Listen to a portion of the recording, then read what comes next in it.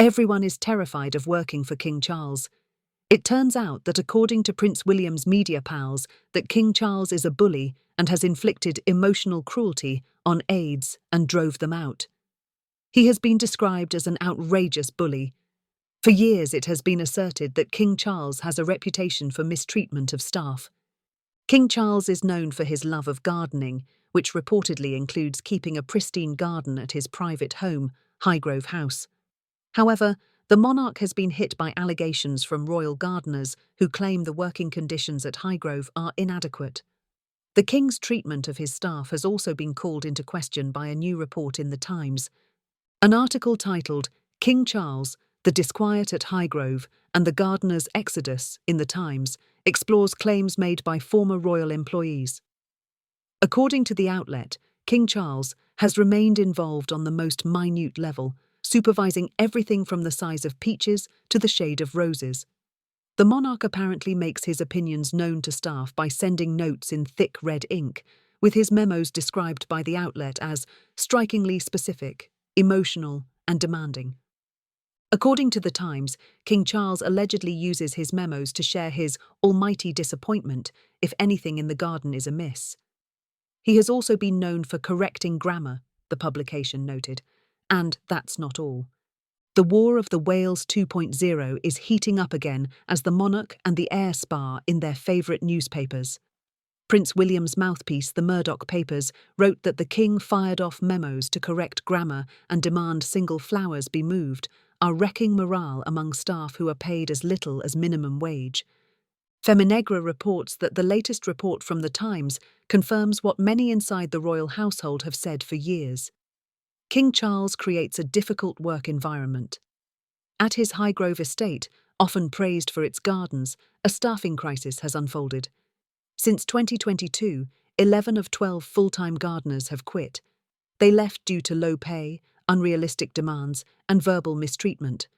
One formal complaint in 2023 described allegations of physical strain and overwork, short staffing, and fear of speaking up. Gardeners blame the king's demands for quitting. The Times reports that Charles often interferes with small tasks at Highgrove. He sends red ink notes correcting grammar and asking staff to move single flowers or make fruit look perfect. One gardener failed his trial period after he didn't recognize a flower. Charles reportedly said, "Don't put that man in front of me again." The King's Foundation hired outside reviewers to look into the complaints. The report confirmed low morale and weak leadership, but Charles didn't face any consequences. Instead, he suggested filling the jobs with retirees and Ukrainian refugees. That idea shows how out of touch he is with fair labour practices. 11 of 12 full-time staff quit due to poor conditions, low pay, and Charles's constant demands. An external review confirmed burnout and bad management. But the tone of the coverage tells a different story, one that protects power. Feminegra reported that left-leaning outlets like Marie Claire and Corriere della Sera mention poor conditions and low pay, but frame the issue as institutional, not personal. Centre outlets like the Evening Standard avoid calling out Charles directly, treating the resignations as unfortunate, not alarming. GB News highlights the toxic conditions and overwhelmed staff, but their focus often aligns with a broader aim, questioning Charles's image as a modern monarch, not championing worker rights. It is alleged that the palace has a dignity at work policy in place for a number of years and does not and will not tolerate bullying or harassment in the workplace. Yet they cannot keep staff. Why is that? Buckingham Palace in turmoil after 14 catering staff resign. In 2017, a new report from Buckingham Palace reported that as many as 14 of the royal family's cooks and kitchen staff have made the decision to leave their jobs, apparently as a consequence of an increasingly heavy workload.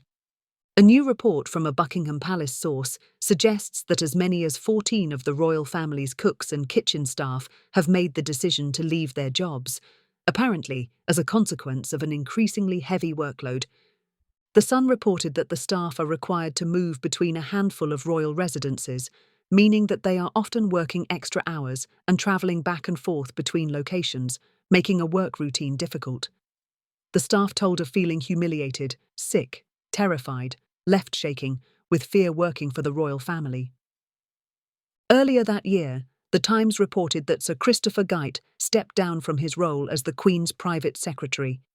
Shortly after, Assistant Private Secretary Samantha Cohen handed in her notice too. King Charles past toxic workplace history. King Charles's temper has played out in both private and public for decades.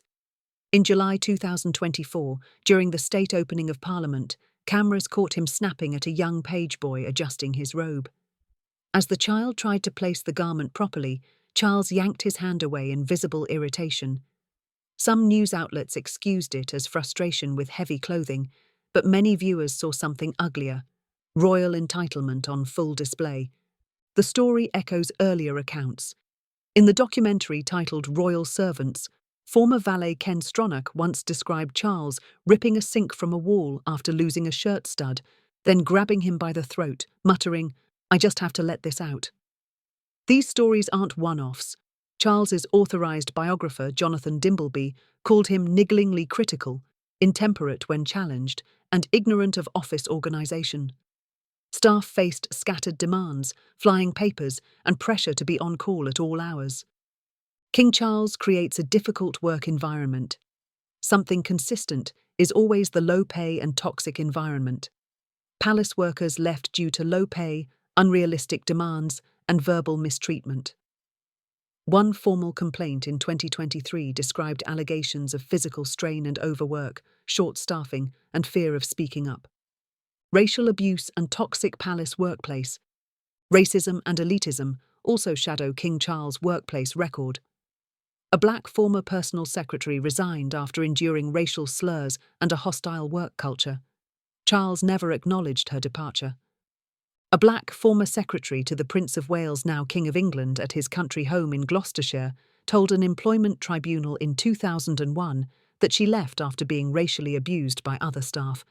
Elizabeth Burgess, 39, who had worked part-time at the Prince's Highgrove estate near Tetbury for 10 years, broke down in tears as she claimed that the Prince's valet, Michael Fawcett, had called her a fucking nigger typist.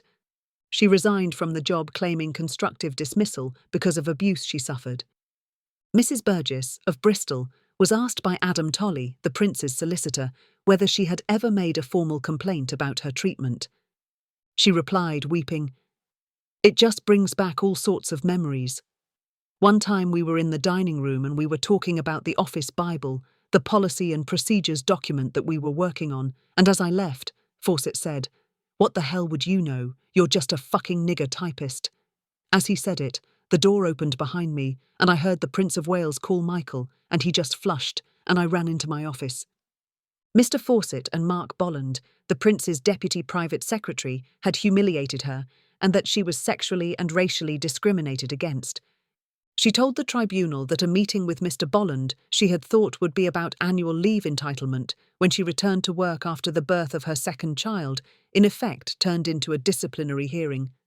"They wanted a white face at Highgrove, and I was not that face," she claimed. "In the Prince of Wales's household, there is still very much the old school, and they have not really taken to black people. I never felt part of the team. There were always black jokes and names going round. Because it is the royal family, it is still very protected. It has its own rules and regulations. We are servants.